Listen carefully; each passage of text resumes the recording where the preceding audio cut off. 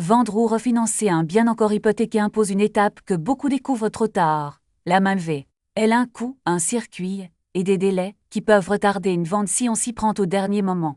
Voici comment l'anticiper au lieu de la subir. La main levée est l'acte notarié qui radie une hypothèque avant son extinction automatique.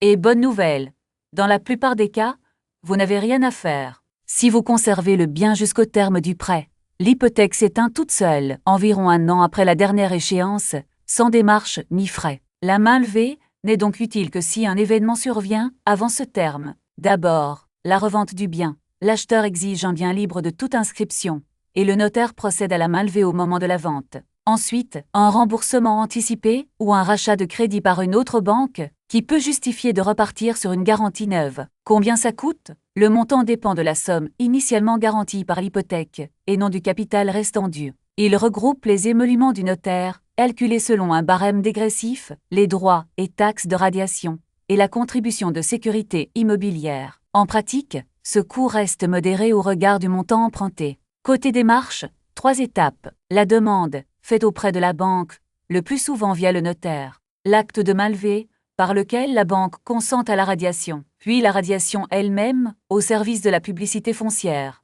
Comptez généralement quelques semaines. Et bon à savoir, avec une caution d'organisme, il n'y a aucune main levée à payer. En résumé, la main levée n'est pas un piège, à condition de l'anticiper. Inutile si vous gardez le bien jusqu'au bout, à prévoir si vous vendez ou refinancez avant. Un crédit vous engage et doit être remboursé. Pour piloter une opération hypothécaire de bout en bout, parlons-en. Rendez-vous sur debfranceinvest.com.